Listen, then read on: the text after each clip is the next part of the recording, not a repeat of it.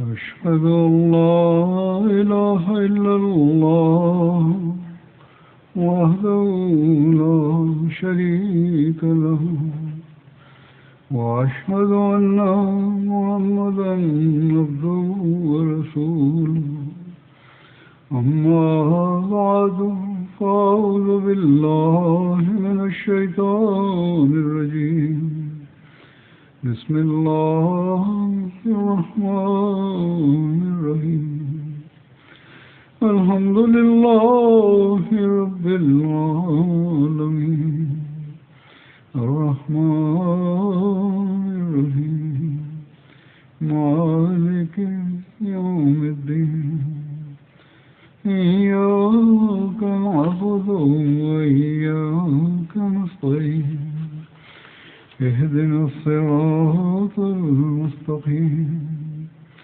صراط الذين أنعمت عليهم غير المغضوب عليهم ولا الضالين.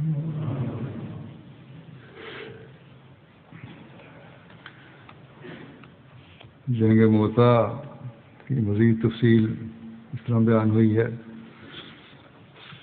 حضرت عوف بن مالک اشجعی بیان کرتے ہیں کہ میں ان لوگوں کے ہمراہ سفر میں شامل ہوا جو حضرت زید بن حارثہ کے ساتھ نکلے تھے.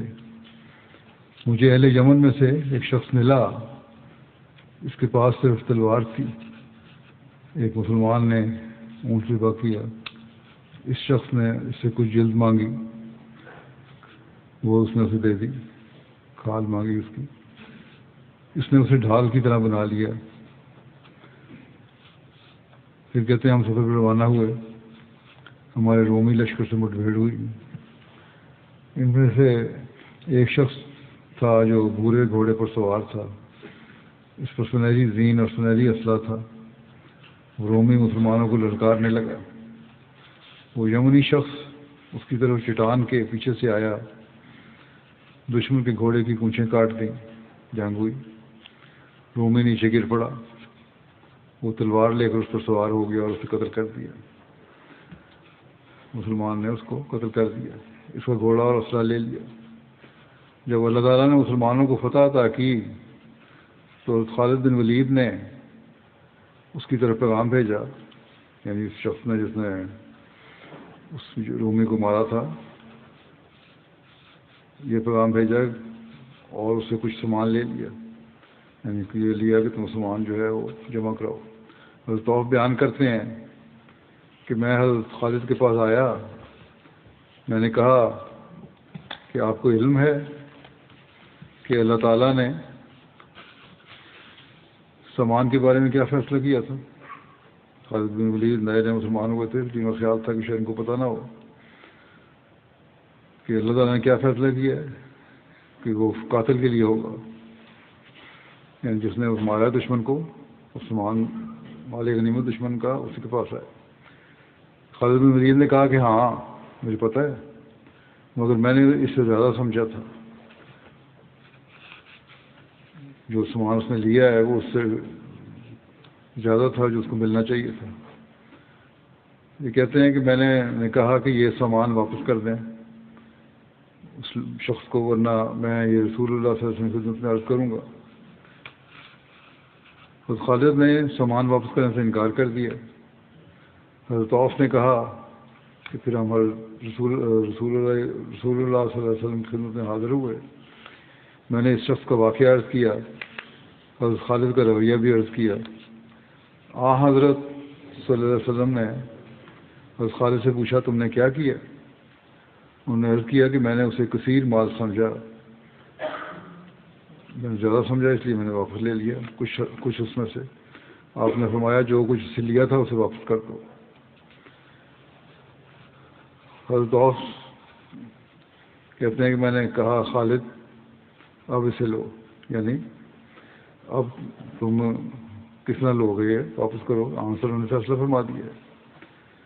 کیا میں نے تمہیں کہا نہیں تھا کہ یہ واپس کرو؟ بہرحال جب حضرت خالد کو یہ کہہ رہے تھے تو حضرت صلی اللہ علیہ وسلم نے سن لیا. حضور اکرم صلی اللہ علیہ وسلم نے فرمایا کہ کیا ہوا؟ کہتے ہیں میں نے پھر سارا واقعہ سنایا. پہلے یہ بات پوری نہیں بتائی تھی، اب بتایا کہ میں نے کہا تھا یہ واپس کرو، لیکن انہوں نے نہیں کیا. اس پر آپ صلی اللہ علیہ وسلم ناراض ہو گئے. آپ نے فرمایا خالد اسے سامان واپس نہ کرنا. آپ نے فرمایا پہلے جو فرمایا تھا کہ واپس کر دو، آپ نے فرمایا کہ واپس نہ کرنا. پھر آپ صلی اللہ علیہ وسلم نے فرمایا تربیت کے لیے کہ کیا تم میرے عمراء کو اس حالت میں چھوڑنا چاہتے ہو کہ تمہارے لیے معاملہ کا نکھرا ہوا حصہ ہو اور ان کی گندگی ان پر ہو، کہ تم لوگ یہ امیر جب بن گیا وہ تو پھر یہ کہنا کہ تمہارا فیصلہ صحیح ہے اور تم جو اس کی پاکیزگی ہے یا صفائی ہے وہ تمہارے پاس آ جائے، اور اگر اس کا برا پہلو ہے تو وہ عمراء کو مل جائے. یہ بہت غلط بات ہے. اب تم مجھے مراد بتا دیے تو پھر اب میں یہی واپس لے رہا ہوں پہلا حکم، اور جو خالد نے کیا وہ ٹھیک کیا.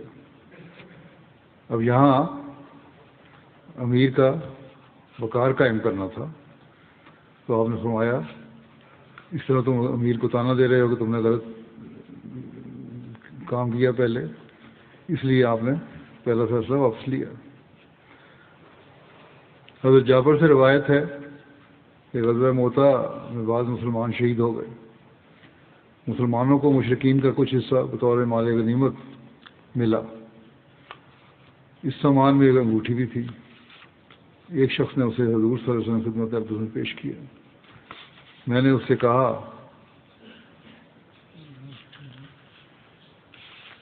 کہ وہ انگوٹھی حضور صلی اللہ علیہ وسلم نے مجھے عطا کر دی ہے. حضرت خزیمہ بن ثابت بیان کرتے ہیں کہ میں نے موتا کی جنگ میں شرکت کی. رومیوں میں سے ایک شخص نے مجھے دعوت مبارزت دی.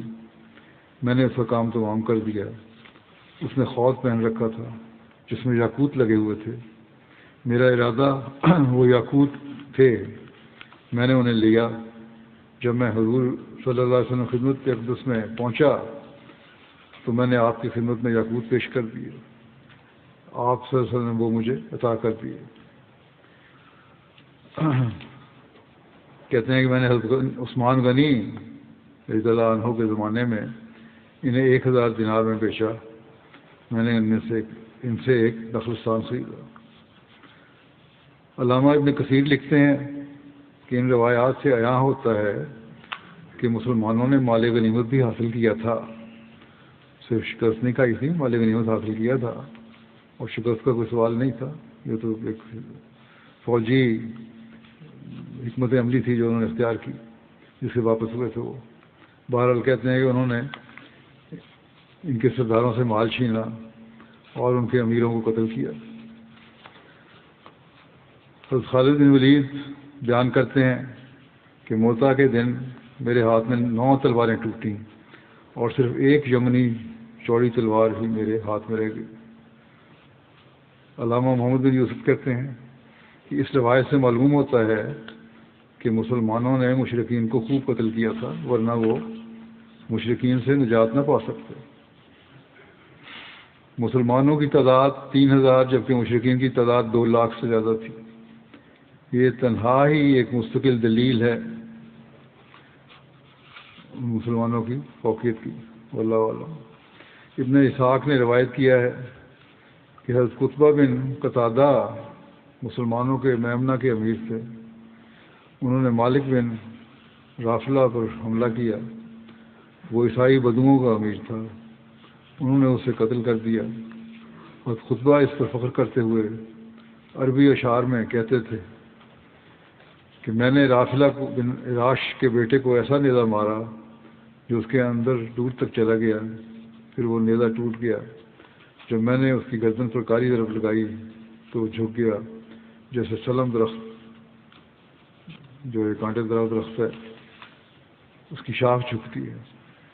ہم نے اس کے چچا دادوں کی خواتین کو یوں ہانکا جیسے جانوروں کو ہانکا جاتا ہے.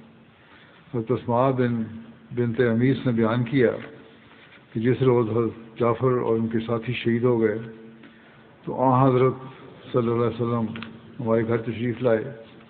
آپ نے فرمایا میرے پاس جعفر کے بیٹوں کو لے کر آؤ.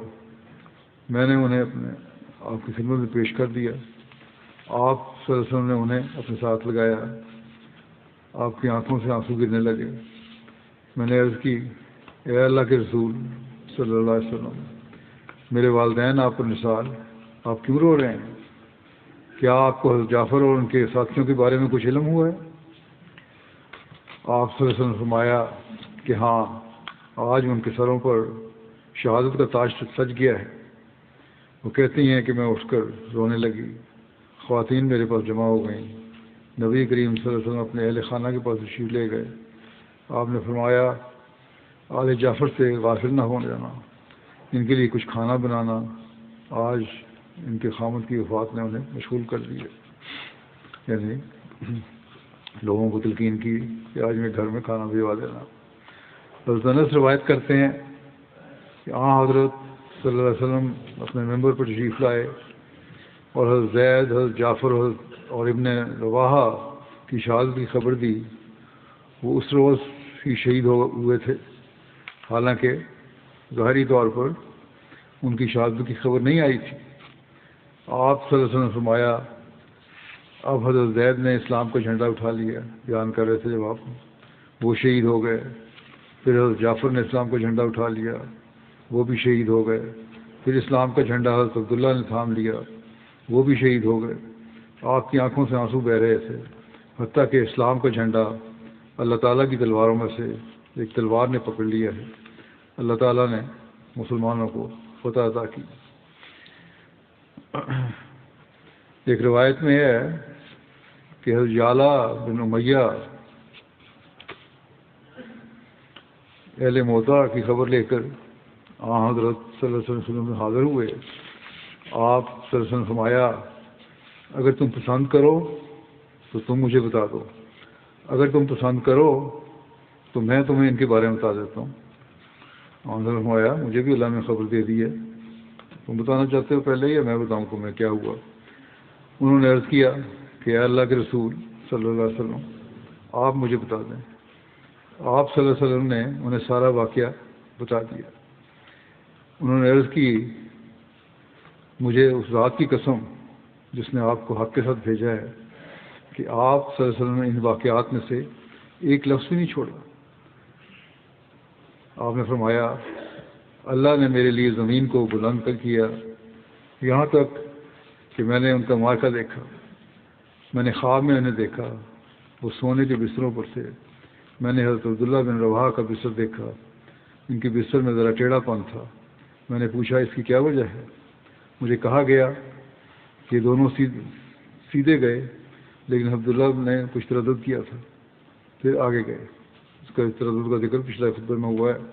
انہوں نے خود کہا ہے کہ مجھے پہلے خیال گزرا تھا کہ میں نہ لڑوں. ایک روایت میں ہے کہ حضرت صلی اللہ علیہ وسلم نے فرمایا جعفر، زید اور ابن رواحہ کو میرے سامنے پیش کیا گیا. وہ موتی کے خیمے میں تھے. میں نے حضرت زید اور حضرت ابن رواحہ کو دیکھا، ان کی گردنوں میں خم تھا، لیکن حضرت جعفر سیدھے تھے، ان میں خم نہ تھا. مجھے بتایا گیا کہ جب ان دونوں پر موت چھا گئی تو انہوں نے اس سے اعراض کیا، گویا کہ اس سے روگردانی کی، مگر حضرت جعفر نے اس طرح نہ کیا. اللہ تعالیٰ نے انہیں بازوؤں کے بدلے 2 پر عطا کیے، وہ ان کے ذریعے جنت میں جہاں چاہتے ہیں جاتے ہیں.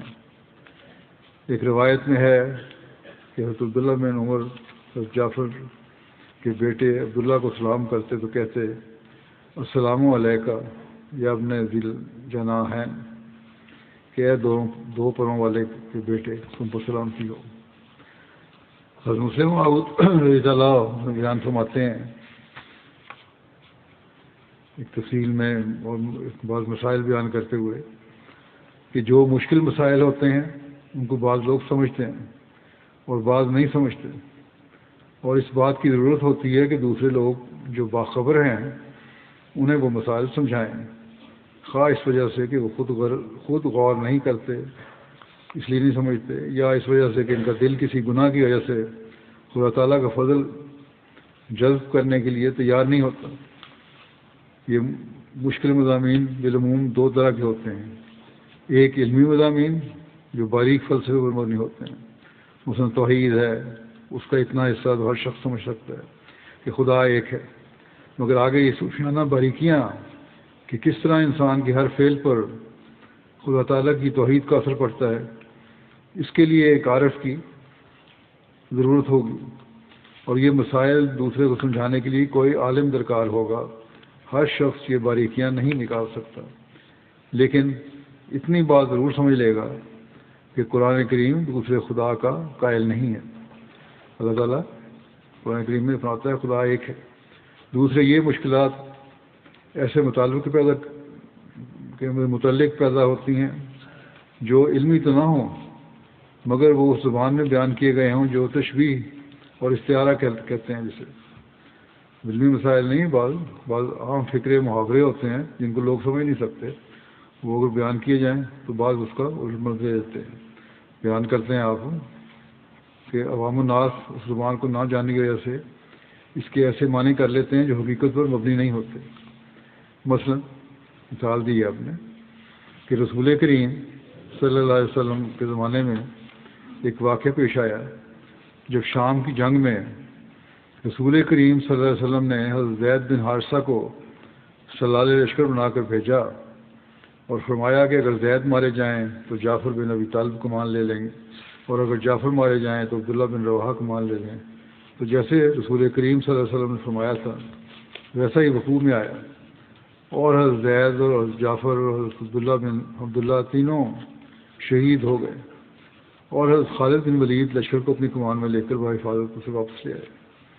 جس وقت مدینہ میں یہ خبر پہنچی تو جن عورتوں کے خامد مارے گئے تھے یا جن والدین کے بچے اس جنگ میں شہید ہوئے تھے، انہوں نے جس حد تک کہ شریعت اجازت دیتی ہے رونا شروع کر دیا۔ رسول کریم صلی اللہ علیہ وسلم نے محض اظہار افسوس کے لیے، نہ اس لیے کہ عورتیں جمع ہو کر رونا شروع کر دیں، فرمایا جعفر پر تو کوئی رونے والا نہیں، رشتے دار تھے آپ کے، آپ نے افسوس کا اظہار کیا۔ مسلمان کہتے ہیں کہ میرے نزدیک اس فکر سے آپ کا یہ منشا ہرگز نہیں تھا کہ جعفر کو کوئی روئے، بلکہ مطلب یہ تھا کہ ہمارا بھائی بھی آخر اس جنگ میں مارا گیا ہے، جب ہم نہیں روئے تو تمہیں بھی صبر کرنا چاہیے، یہ سمجھانا چاہتے تھے آپ صلی اللہ علیہ وسلم، کیونکہ حضرت جعفر کی استدار وہاں یا تو رسول کریم صلی اللہ علیہ وسلم تھے یا حضرت علی تھے، اور یہ جس پائے کے آدمی تھے اس کے لحاظ سے ان کی چیخیں نہیں نکل سکتی تھیں، نہ وسلم کی چیخیں نکل سکتی تھیں نہ حضرت علی کی، ان کو پتہ تھا، ادراک تھا صحیح۔ بس رسول کریم صلی اللہ علیہ وسلم نے غالباً اس بات کے اظہار کے لیے کہ میرا بھائی جعفر بھی مارا گیا ہے مگر میں نہیں رویا، فرمایا جعفر پر تو کوئی رونے والا نہیں۔ انصار نے جب یہ بات سنی تو چونکہ وہ رسول کریم صلی اللہ علیہ وسلم کی ہر بات کو پورا کرنے کا بہت شوق رکھتے تھے، اس لیے انہوں نے اپنے اپنے گھر جا کر عورتوں سے کہنا شروع کیا کہ یہاں رونا دھونا چھوڑو اور جعفر کے گھر چل کر رو۔ چنانچہ جب سب عورتیں حضرت جعفر کے گھر میں اکٹھی ہو گئیں اور سب نے ایک کوہرام مچا دیا تو رسول کریم صلی اللہ علیہ وسلم نے جب یہ آواز سنی تو فرمایا کیا ہوا؟ انصار نے عرض کیا کہ یا رسول اللہ صلی اللہ علیہ وسلم، آپ نے جو فرمایا تھا کہ جعفر پر کوئی رونے والا نہیں، اس لیے ہم نے اپنی عورتیں حضرت جعفر کے گھر بھیج دی ہیں اور وہ رو رہی ہیں۔ آپ نے فرمایا میرا یہ مطلب تو نہیں تھا، جاؤ انہیں منع کرو۔ میرا مطلب یہ تھا کہ ہم نہیں روئے، تم لوگ بھی صبر کرو۔ چنانچہ ایک شخص گیا اور اس نے انہیں منع کیا، وہ کہنے لگیں تم ہمیں کون روکنے والے ہوتے؟ اس شخص کو انہوں نے کہا رسول کریم صلی اللہ علیہ وسلم نے تو آج افسوس کرتے ہوئے فرمایا ہے کہ جعفر کو رونے والا کوئی نہیں اور تو ہمیں منع کر رہا ہے۔ وہ یہ جواب سن کر پھر رسول کریم صلی اللہ علیہ وسلم خدمت میں حاضر ہوا، کیونکہ بعض لوگوں کو دوسروں کی ذرا ذرا سی بات پہنچانے کا شوق ہوتا ہے، اس نے اور باتیں ہیں، انہوں نے یہ کہا تو وفاقی طور پہ آ کر اس نے آنسر میں خدمت میں عرض کر دیا کہ وہ مانتی نہیں بات میری۔ آپ صلی اللہ علیہ وسلم نے فرمایا کہ ان کے سروں پر مٹی ڈالو، یہ محاورہ ہے، مطلب یہ تھا کہ چھوڑو اور انہیں کچھ نہ کہو، خود ہی رود ہو کے خاموش ہو جائیں گی۔ مگر اس کو خدا دے اس نے اپنی چادر میں مٹی بھری وہ ظاہری طور پر پورا کرنے لگ گیا اور ان عورتوں کے سروں پہ ڈالنی شروع کر دی. انہوں نے اسے کہا کہ پاگل کیا کرتا ہے؟ کہنے لگا کہ رسول کریم صلی اللہ علیہ وسلم نے فرمایا ہے کہ مٹی ڈالو، اس لیے میں تو ضرور ڈالوں گا. اب ایک تمثیلی زبان ہے، اس کو اس نے عملاً پورا کرنا شروع کر دیا. حضرت عائشہ رضی اللہ عنہا کو اس بات کا علم ہوا تو انہوں نے اسے ڈانٹا اور فرمایا تو بات کو سمجھا ہی نہیں. رسول کریم صلی اللہ علیہ وسلم کا منشا تو یہ تھا کہ ان کا ذکر چھوڑو اور جانے دو، وہ خود ہی خاموش ہو جائیں گی. یہ مطلب تو نہیں تھا کہ تم مٹی ڈالنا شروع کر دو. اب رسول کریم صلی اللہ علیہ وسلم کا یہ ایک استعارتاً کلام تھا، مگر وہ واقعہ میں مٹی ڈالنے لگ گیا. تو بعض دفعہ لوگ استعارے کو سمجھنے کی کوشش نہیں کرتے. اور یہاں دیکھیں ایک مرد تو نہیں سمجھا، اس میں اتنی عقل نہیں تھی، لیکن حضرت عائشہ نے اس کو سمجھایا. بعض دفعہ لفظی معنی ایسے لے لیتے ہیں جو حقیقت کے خلاف ہوتے ہیں اور اس طرح بات کہیں کی کہیں پہنچ جاتی ہے. اس واقعے سے صحابہ کا حضرت صلی اللہ علیہ وسلم سے عشق کا بھی اظہار ہوتا ہے، جس کو مسلم اور نے یہ واقعہ بیان کر کے اور جگہ اس طرح بیان فرمایا ہے کہ جب صحابہ نے اپنی عورتوں کو رونے کے لیے جعفر کے گھر بھیجا تو اس واقعے سے صحابہ کے دلوں میں رسول کریم صلی اللہ علیہ وسلم کی جو محبت تھی اس کا اظہار ہوتا ہے. اس نے انہیں یہ سوچنے کا موقع نہیں دیا آپ کے الفاظ میں کہ رسول کریم صلی اللہ علیہ وسلم کیا چاہتے ہیں، بلکہ انہوں نے فوراً عورتوں سے کہہ دیا کہ اپنے غم کو بھلا کر رسول کریم صلی اللہ علیہ وسلم کے غم میں شریک ہو جاؤ. اس سے تم سمجھ سکتے ہو کہ ان کے دلوں میں رسول کریم صلی اللہ علیہ وسلم کا کیسا عشق تھا کہ وہ یہ فکرہ سن کر ہی کہ جعفر کے گھر سے تو رونے کی کوئی آواز نہیں آ رہی، یہ خیال کر لیتے ہیں کہ انہوں نے اپنے رشتہ داروں کی اجازت پر روک کر غلطی کی. اصل غم تو وہی ہے جو رسول کریم صلی اللہ علیہ وسلم کو پہنچا ہے. مسلمان فرماتے ہیں کہ بظاہر یہ ایک چھوٹا سا واقعہ ہے، مگر جذبات کے اظہار کے لیے اس سے بہتر واقعات بہت کم مل سکتے ہیں.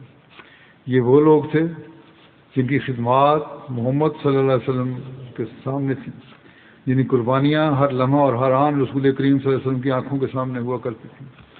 اور رسول کریم صلی اللہ علیہ وسلم سے یہ لوگ ایسی محبت رکھتے تھے کہ جس کی نظیر کسی دنیاوی رشتے میں نہیں مل سکتی. بس اگر دنیا کے لحاظ سے دیکھا جائے، اگر احساسات کے لحاظ سے دیکھا جائے تو محمد صلی اللہ علیہ وسلم کو ان لوگوں کے خیالات کی پاسداری زیادہ ہونی چاہیے تھی اور ہماری نسبت رسول کریم صلی اللہ علیہ وسلم کی محبت کم ہونی چاہیے تھی.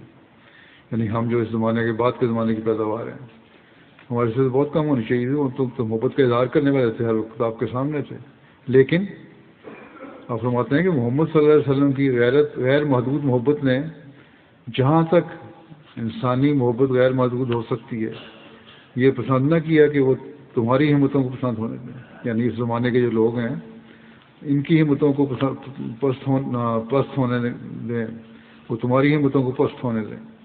یعنی ہم اس زمانے کے ہم لوگ جو ہیں ہماری ہمتوں کو بھی پست نہیں ہونے دیا، بلکہ رسول کریم صلی اللہ علیہ وسلم کی محبت نے یہ بھی پسند نہ کیا کہ وہ درمیانی امت کی ہمت کو پست ہونے دیں.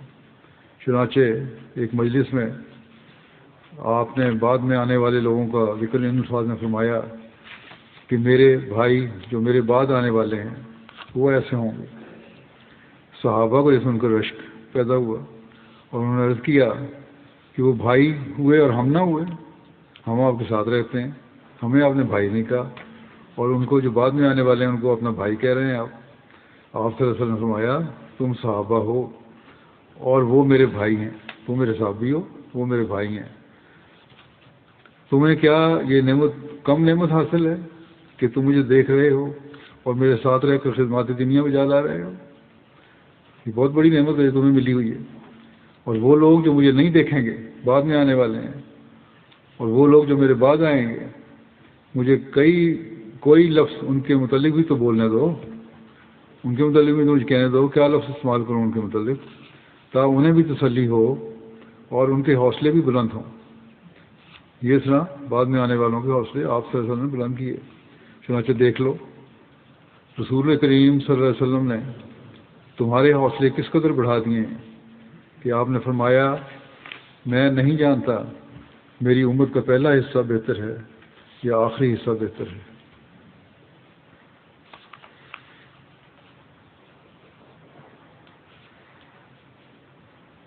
شہدائے موتا کے بارے میں مزید اور روایات ہیں۔ علامہ ابن کثیر کی کتاب بدایہ و نہایہ میں شہدائے موتا کا ذکر کرنے کے بعد لکھا ہے کہ ان شہداء کی تعداد 12 تھی۔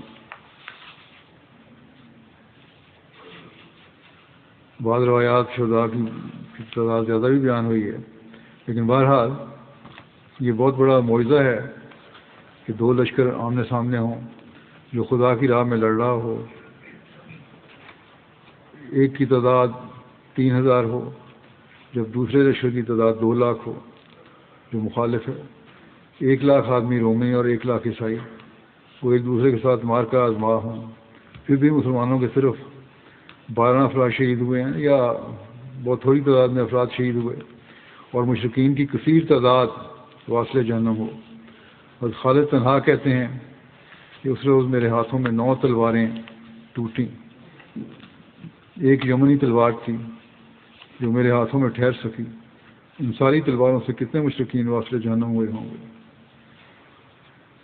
مسلمانوں کے مدینہ واپس آنے کے بارے میں اور حضور صلی اللہ علیہ وسلم کے استقبال کے بارے میں لکھا ہے کہ مسلمان واپسی میں ایک بستی کے پاس سے گزرے جس کا ایک قلعہ تھا، جاتے ہوئے یہاں کے باشندوں نے ایک مسلمان کو شہید کر دیا تھا، مسلمانوں نے اس کا محاصرہ کر لیا حتیٰ کہ انہوں نے اسے فتح کر لیا۔ حضرت خالد نے اس کے سرداروں کو قتل کیا۔ جب مسلمان موضع سے واپس آئے تو حضرت صلی اللہ علیہ وسلم اور صحابہ کرام نے ان کا استقبال کیا۔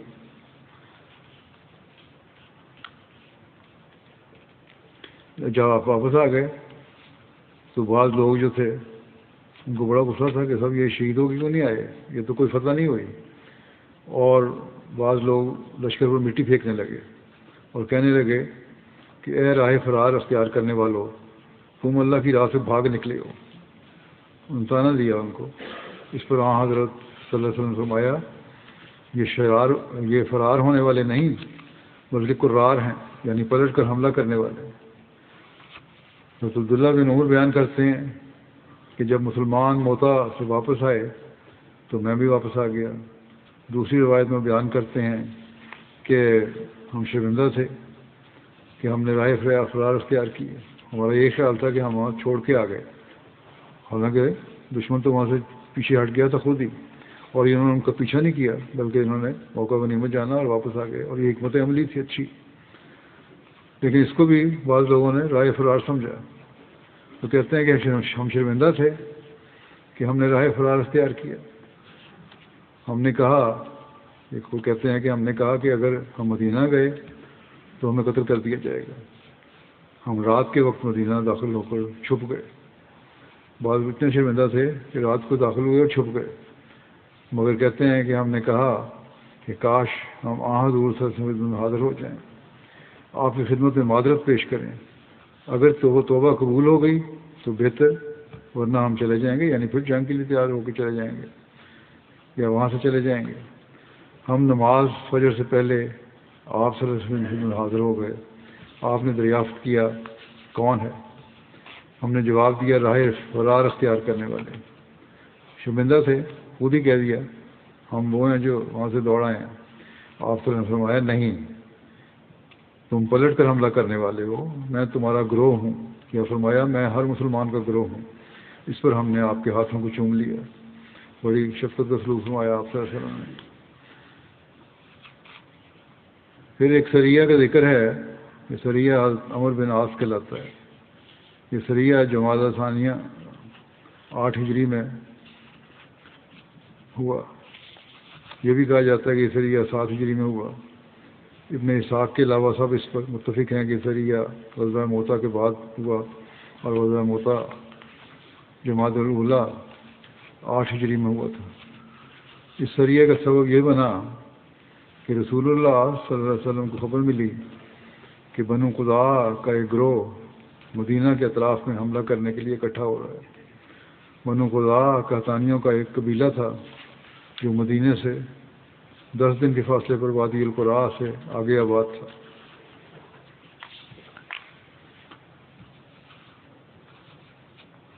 اس کے بارے میں مزید بیان ہوا ہے کہ رسول اللہ صلی اللہ علیہ وسلم نے ان کی سرکوبی کے لیے حضرت عمر بن عاص کو روانہ فرمایا۔ حضرت عمر بن عاص مکے کے ایک سردار عاص بن وائل کے بیٹے تھے۔ انہوں نے 7 ہجری میں یا دوسری روایت مطابق 8 ہجری میں اسلام قبول کیا تھا۔ حضرت عمر کہتے ہیں کہ رسول اللہ صلی اللہ علیہ وسلم نے مجھے پیغام بھیجا کہ میں اپنے کپڑے اور ہتھیار لے لوں، اور فرمایا کہ اے عمر، میں چاہتا ہوں کہ تمہیں ایک لشکر پر امیر بنا کر بھیجوں۔ اللہ تمہیں مال غنیمت بھی دے گا اور تمہاری حفاظت بھی کرے گا۔ حضرت عمر نے عرض کیا کہ میں نے مال کی غرض سے تو اسلام قبول نہیں کیا۔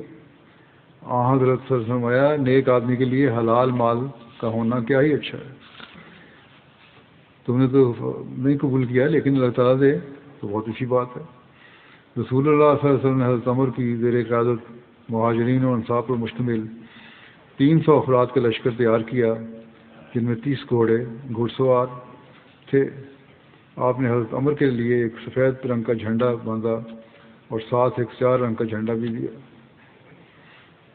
رسول اللہ صلی اللہ علیہ وسلم نے حضرت عمر کو نصیحت فرمائی کہ رستے میں بنو بلی، عذرا، بلقین میں سے کوئی ان کے پاس سے گزرے تو اپنے ساتھ شامل کرنے کی کوشش کریں۔ حضرت عمر جنگ میں خاص مہارت رکھتے تھے اور فنون حرب سے بھی آگاہی رکھتے تھے۔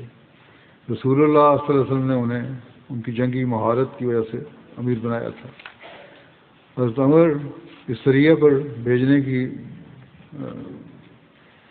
ایک وجہ حضرت عمر کو اس سریہ پر بھیجنے کی ایک وجہ یہ بھی تھی کہ چونکہ ان کی دادی کا تعلق قبیلہ بلی سے تھا، اس لیے بنو بلی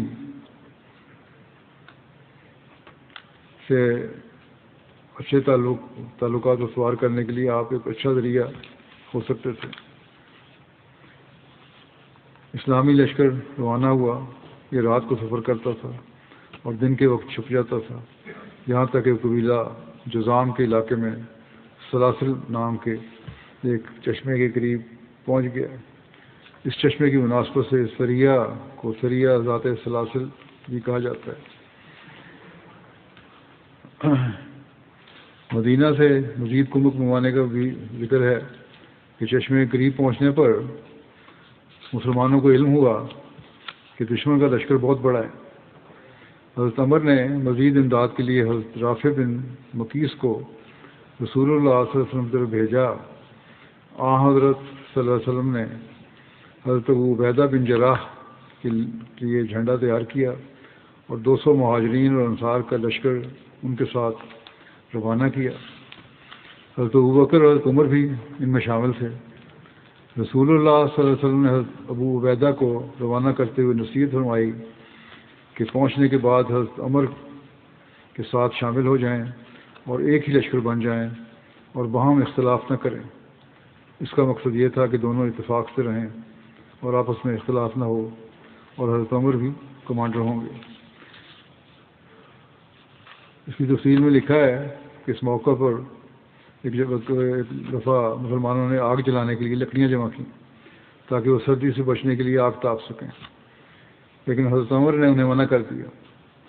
ایک روایت میں ہے کہ جب حضرت عمر نے آگ جلانے سے منع کیا تو حضرت عمر کو غصہ آیا اور ان کے پاس جانا چاہا، لیکن حضرت ابوبکر نے انہیں روک دیا اور بتایا کہ رسول اللہ صلی اللہ علیہ وسلم نے انہیں ان کی جنگی مہارت کی وجہ سے ہی امیر بنایا ہے۔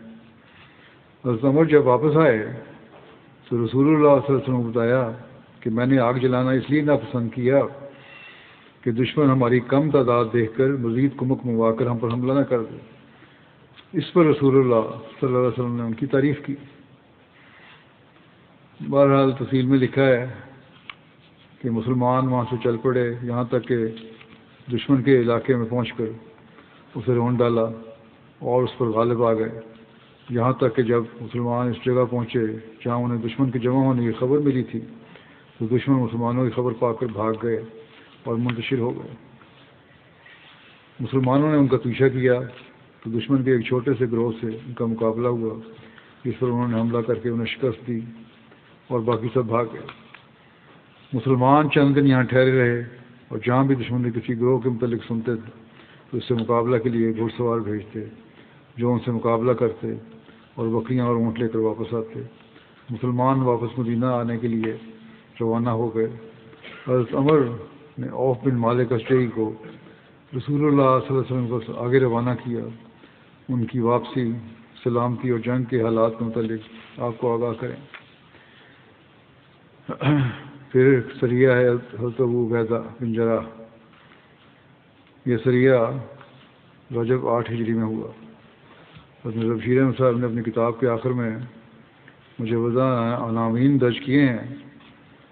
اس کے مطابق سریہ حضرت ابو عبیدہ رجب 8 ہجری و مطابق نومبر 629 عیسوی میں ہوا۔ اس سریہ کے دیگر نام بھی ہیں۔ اس سریہ کو سریہ سیف البحر اور سریہ خبت بھی کہا جاتا ہے۔ سیف البحر کے معنی ساحل سمندر کے ہیں۔ اس سریہ میں چونکہ صحابہ بحیرہ عمر ریڈ سی کے ساحل پر جا کر ٹھہرے تھے، اس لیے اسے سریہ سیف البحر کہا جاتا ہے۔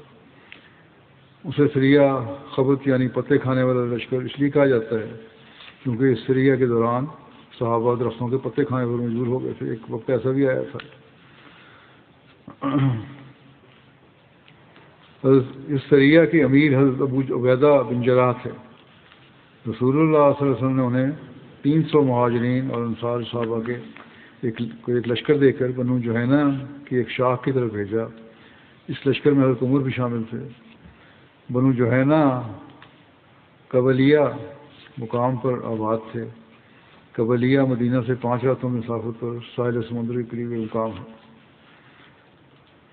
اس سریہ کا مقصد یہ بیان کیا جاتا ہے کہ قریش مکہ کا ایک قافلہ جو اناج لے کر ساحل سمندر کے ساتھ ساتھ شام سے مکہ جا رہا تھا، اس پر جہینہ کے ایک قبیلے کی طرف سے حملے کا خطرہ تھا۔ یہ صلح حدیبیہ کا زمانہ تھا، اور چونکہ جہینہ حضور صلی اللہ علیہ وسلم کے حلیف تھے، اس لیے حضرت صلی اللہ علیہ وسلم نے دور اندیشی سے کام لیتے ہوئے ایک حفاظتی دستہ بطور احتیاط ان کی طرف بھیج دیا تاکہ شام سے آنے والے قریشی قافلے سے تعرض نہ ہو اور قریش کو نقض معاہدہ کا بہانہ نہ مل جائے۔ ان کی حفاظت کے لیے قریش کے قافلے کی حفاظت کے لیے بھیجا تھا تاکہ کہیں یہ قبیلہ جو وہاں آباد ہے راستے میں یہ ان پہ حملہ نہ کر دے، کیونکہ یہ صلح حدیبیہ ہو چکی تھی اور ان کی حفاظت تھی، آپ نے عہد کی پابندی کرنی تھی۔ اس لیے آپ نے یہاں سے فوجی بھیجا، وفد بھیجا 300 آدمیوں کا کہ ان کی حفاظت کرنا تاکہ وہ آرام سے وہاں سے گزر جائیں قریش کا قافلہ۔ اس سے ظاہر ہوتا ہے کہ یہ اصحاب کسی سے لڑنے کے لیے نہیں گئے تھے، اس لیے 15 دن سے زائد عرصہ کے قیام میں کسی لڑائی کا ذکر نہیں ملتا۔ اس سریہ پر روانگی اور زاد راہ کے ختم ہو جانے کے بارے میں ایک تفصیل اس طرح بیان ہوئی ہے کہ حضرت جابر اس سریہ کے متعلق بیان کرتے ہیں کہ رسول اللہ صلی اللہ علیہ وسلم نے ہمیں بھیجا، ہم 300 سوار تھے، ہمارے امیر حضرت ابو عبیدہ بن جراح تھے، ہم نکلے اور ابھی کچھ راستہ ہی طے کیا تھا کہ زاد راہ ختم ہو گیا۔ حضرت ابو عبیدہ نے حکم دیا کہ سب توشے اکٹھے کیے جائیں، جو تمہارے پاس کھانا ہے اسٹاک ہے وہ لے آؤ۔ چنانچہ وہ اکٹھے کیے گئے تو وہ کل 2 تھیلے کھجوروں کے بنے۔ حضرت ابو عبیدہ ہمیں ہر روز تھوڑا تھوڑا کھانے کے لیے دیتے، یہاں تک کہ وہ بھی ختم ہو گیا۔ پھر ہمیں ایک ایک کھجور ملتی تھی۔ راوی کہتے ہیں کہ میں نے حضرت جابر سے پوچھا کہ ایک کھجور تمہاری کیا بھوک دور کرتی ہوگی؟ انہوں نے کہا کہ جب وہ بھی نہ رہی تو ہم نے اس وقت ایک کھجور کی عدم موجودگی کیا محسوس ہوئی۔ ہم اس وقت جب بالکل نہ کچھ رہا تو ہمیں وہ ایک کھجور کی غنیمت محسوس ہونے لگی۔ ایک روایت کے مطابق حضرت جابر نے بتایا کہ ہم سارا دن اسی ایک کھجور کو چوستے رہتے اور پھر پانی پی لیتے، ہمارے لیے رات تک یہی کافی ہوتی تھی۔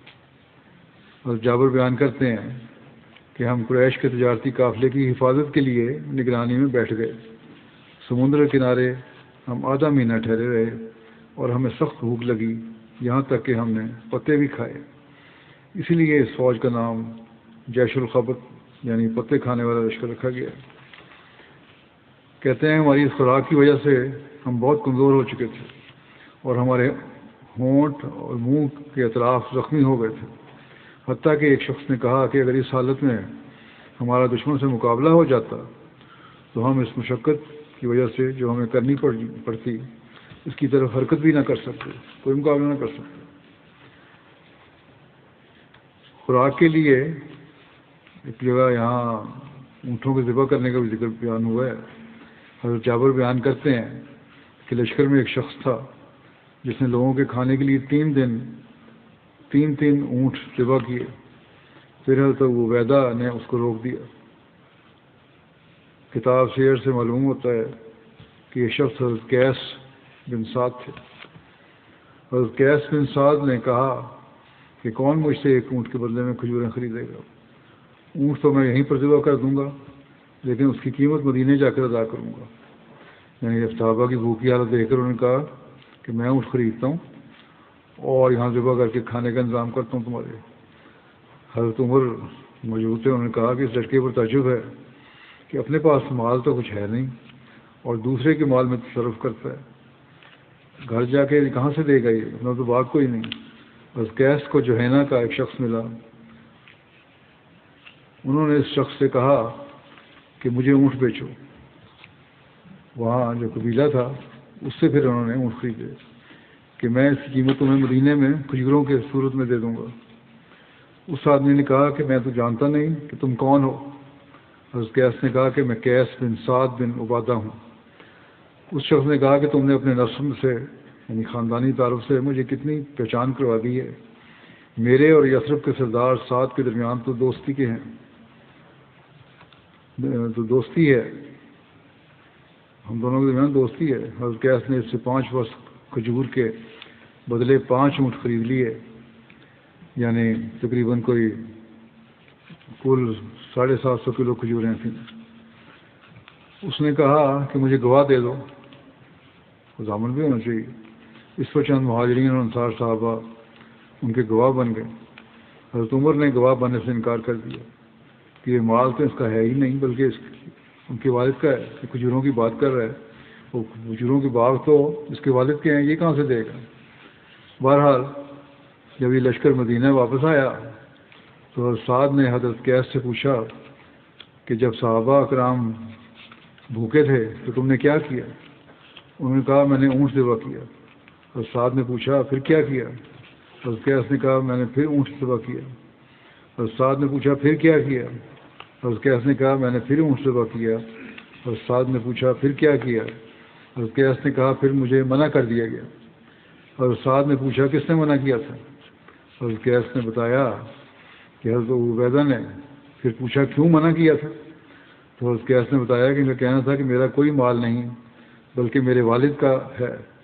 اور سعد نے کہا کہ میں تمہیں 4 باغ دیتا ہوں. اس کو خوشی ہوئے ان کے والد. انہوں نے کہا میں تمہیں 4 باغ دیتا ہوں، ان میں سے سب سے کم درجہ باغ جو ہے وہاں سے بھی تمہیں 50 وسق کھجوریں ملیں گی. کافی بڑی تعداد ہے، کئی 100 کلو ہیں. حضرت سعد نے ایک تحریر لکھ دی اور حضرت عبیدہ وغیرہ کو اس پر گواہ بنا دیا. بنو جوہینا کا شخص بھی حضرت قیس کے ساتھ مدینہ آیا تھا. حضرت سعد نے اسے کھجوریں دیں، اسے سواری دی اور پوشاک پہنائی. حضرت جابر کہتے ہیں کہ جب رسول اللہ صلی اللہ علیہ وسلم نے یہ بات پہنچی تو آپ نے فرمایا سخاوت تو اس گھرانے کی جبلت میں شامل ہے. حضرت سید زین العابدین ولی اللہ شاہ صاحب اس واقعے کے متعلق لکھتے ہیں تشریح میں کہ صحابہ کرام کا شدت بھوک میں غائب درجہ صبر سے کام لینا اور کسی قافلے بستی سے خوراک کے لیے تعرض نہ کرنا دلیل ہے کہ غزوہ مذکور کا تعلق کسی جنگ سے نہ تھا اور نہ ان کے نفوس ذکیہ چیرہ دستی جائز سمجھتے تھے. یعنی پاک نفس جو تھے وہ کوئی ظلم اور زبردستی کو جائز نہیں سمجھتے تھے. بہرحال اللہ تعالیٰ نے بھی یہاں ایک انتظام کیا اس دوران میں ان کی بھوک کو مٹانے کا.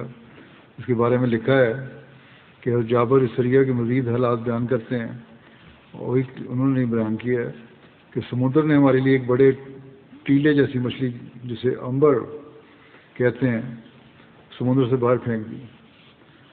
یہ امبر بڑی مچھلی ہے، ویل مچھلی کہہ لیں اس کو.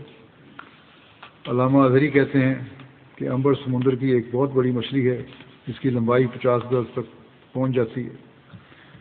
حضرت جابر کہتے ہیں کہ ہم اس کا گوشت آدھا مہینہ اور دوسری روایت کے مطابق 18 دن یا 1 ماہ تک کھاتے رہے. وہاں رہنے اور واپس آنے تک کھاتے رہے اور اس کی چربی بدن پر ملا کرتے یہاں تک کہ ہمارے جسم پھر ویسے کے ویسے تازہ ہو گئے. جو بھوک کی وجہ سے کمزوری ہو گئی تھی وہ دور ہو گئی. اور جابر کہتے ہیں کہ اس مچھلی کی آنکھیں بڑے بڑے مٹکوں کی طرح تھیں. ہم نے اس سے کئی مٹکے تیل نکالا اور اس کے جسم کے بڑے بڑے ٹکڑے کاٹ لیے اور اس کا کچھ گوشت بازاروں میں جا کر بھی بیچا. اس مچھلی کی آنکھ میں بیٹھنے کے حوالے سے 2 طرح کی روایات ہیں.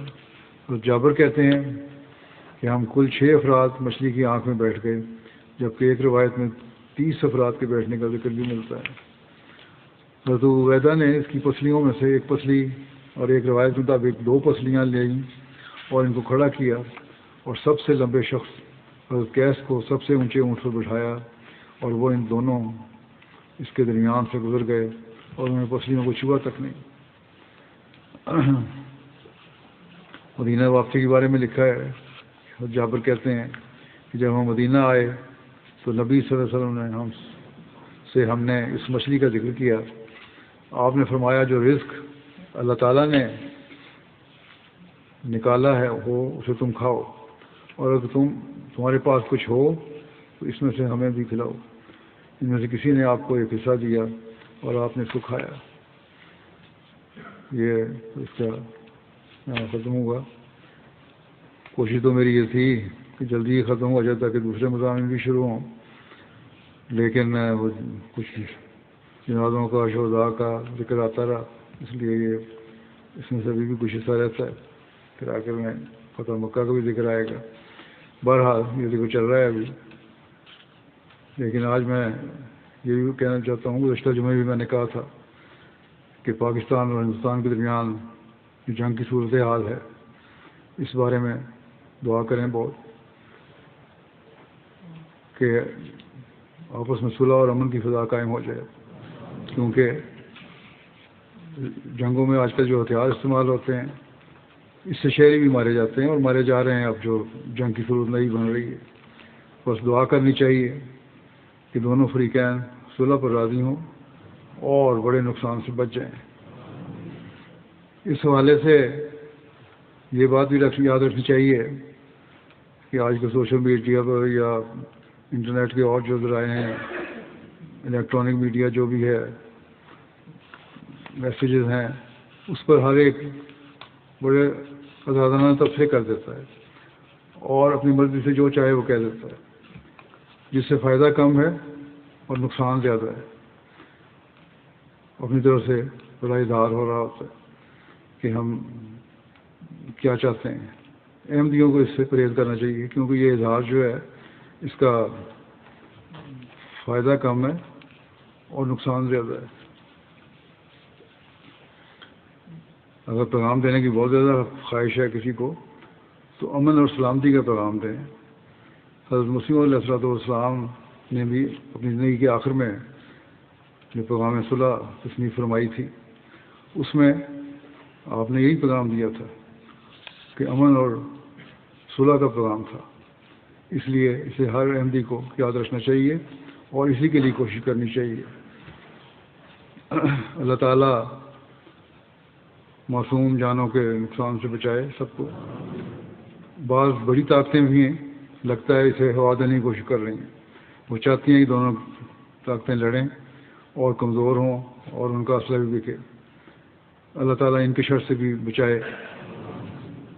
اسی طرح فلسطین کے عوام کے لیے بھی دعا کریں، اللہ تعالیٰ ان کے لیے بھی آسانیاں پیدا کرے اور یہ امن سے اپنے ملک میں رہ سکیں. لیکن بظاہر یہ لگتا ہے کہ امن کا کوئی امکان نہیں ہے، بلکہ کوشش یہی ہے کہ ان کو کسی طرح یہاں سے نکالا جائے، اور اس میں سب طاقتیں شامل ہو رہی ہیں. مسلم ممالک کو اللہ تعالیٰ عقل دے اور وہ ایک ہو جائیں. اگر وہ ایک ہو جائیں تو بہت سے مسائل حل ہو سکتے ہیں. اگر عالمی جنگ ہوئی تو یہ لوگوں کو بعضوں کا خیال غلط ہے، بعض ملکوں کا، کہ وہ بچ جائیں گے. سب کو اپنی لپیٹ میں لے لے گی. بس اس غلط فہمی سے ہر ایک کو بچنا چاہیے. اللہ تعالیٰ سب کو محفوظ رکھے. بہرحال اس کا حل صرف اور صرف جیسا میں ہمیشہ کہتا ہوں یہی ہے کہ خدا تعالیٰ کی طرف جھکیں، اور وہی ایک راستہ ہے جن کو بچا سکتا ہے. اس کے علاوہ اور کوئی راستہ نہیں. اللہ تعالیٰ اس کی توفیق دے سب کو.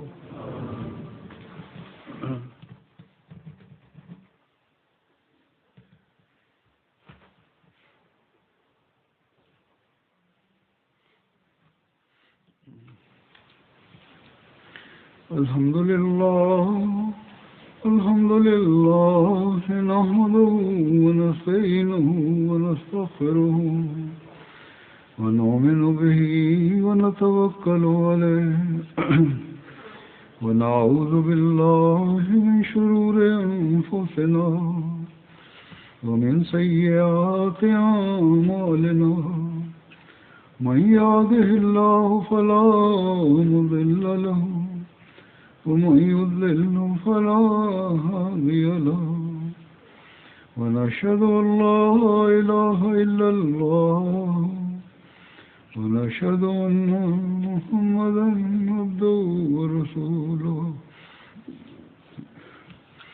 عباد الله رحمكم الله إن الله يأمر بالعدل والإحسان وإيتاء ذي القربى وينهى عن الفحشاء والمنكر والبغي يعظكم لعلكم تذكرون.